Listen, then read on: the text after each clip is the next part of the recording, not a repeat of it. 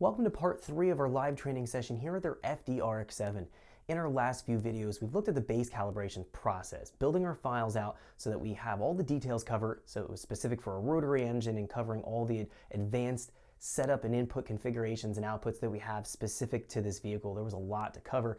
This video, we're going to move into getting our engine fired up and running and making sure that we have our idle tune, that we can turn off the engine and turn it back on again so we have our cranking fuel proper, and then moving into checking our ignition timing so that it's synced between the Haltech and the engine so that when we command a certain amount of timing, it's going to be matching at the engine. It's very, very important and critical for a rotary engine. We have a lot to cover, so let's jump into our live training session so we can get started. Welcome back to our live training session here at their FD RX7.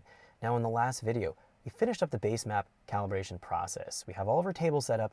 We know that our sensors are reading properly. This video, we're going to get the engine fired up and running. We're going to work on our idle control. We're going to work on our cranking fuel. We're going to work on tuning our fuel and spark at idle conditions and just making sure the engine's able to shut off and turn back on again adequately and hold its own idle so that we can move into doing some driving and going in and doing full throttle tuning in more videos as we move along in the calibration process. This is going to be the next step after you've built your base map that you have to deal with. So getting it up and running is always going to be a task, and that's what we're going to be handling here and making sure that we have everything sorted out. So if we're taking a look here, let's do a quick run through of our sensors again, making sure that everything is configured right before we try to fire up the engine. And we'll talk about generally the process of what we need to look for and what we're trying to do. So first things first, we need to do a sensor check, making sure that all of our core sensors are calibrated right. So looking at our coolant temp sensor, looking at our intake air temp sensor, these two play a role in our fuel calculations, making sure that our coolant temperature is showing 64 degrees, our air temp showing 70, and the dyno bait right now it's showing 69 degrees. So we're in between. These are calibrated pretty close. Again, we calibrated and checked these in the very first video, but we're going over this again. We find that our map pressure here is approximately 0 psi on key on engine off, depending on your elevation. This may read higher. It might read at 0 if you're at sea level, or it might read much lower in vacuum if you're at high elevation. If you're at 10,000 feet of elevation, this will read something like -5, -6 inches of vacuum. So depending on what your unit scale is going to be, that's going to be also another factor here. I have it set on inches of vacuum and psi for looking at my map pressure registration. Looking at our battery voltage, this is showing 12 volts right now. I do have it on a battery charger, so the battery didn't die during the filming process. This looks fine. 12 volt is completely sufficient. Looking down here a bit further, we do see the fuel pressure is registering and reading. We know that's part of the fuel calculations. We've tied that into our fuel injector flow rate table and setting it up on that differential fuel pressure, which we can find actually right below here. We also have our oil pressure set up. It should be reading 0 psi. Engine's not running right now, so that looks fine. So all of our core channels are okay. We know we are drive-by-wire, so our throttle position, this is registering what our actual the drive-by-wire throttle plate movement is going to be. So right now that's showing about 19%. So if we actually go here to TPSC and we go to select channel, we can select our APP sensor, accelerator pedal position sensor.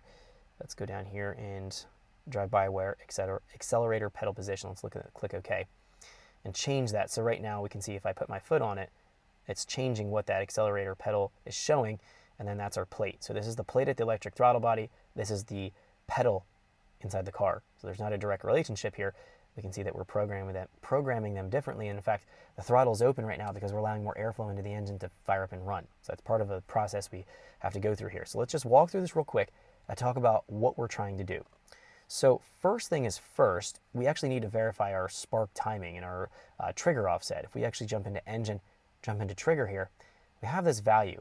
It's going to be our TDC offset angle, and this is going to be where we're looking for the position to signify top dead center on the engine. And in this case, the manufacturer that makes this aftermarket crank trigger kit specified to be around 100 degrees. Now it might be a little bit less, it might be a little bit more. We're going to put a timing light on the engine and time it and verify what that's supposed to be at. So that's going to be, once we get the engine fired up and running, we'll associate with that. Now if I didn't have a TDC offset angle established here, if I had no idea where it was going to be at, what I would do is make sure I jump into fuel here. I would turn off my fuel injectors. I'd click on disable fuel injectors. That shuts off the injector. The engine won't start. I would move back into trigger here and I would lock the ignition. So I'd make sure that I'm able to move my trigger offset angle, but I go into ignition here. Thanks for checking out our teaser clip. If you want to see the rest of this video and more than 500 hours of current EFI training we have to offer, make sure you click right here. If you want to go and check out more teaser clips from this training course, click here, and you don't want to miss any of the videos we're going to be releasing on this channel, so make sure you subscribe and click here. Thanks for watching, and I'll see you guys later.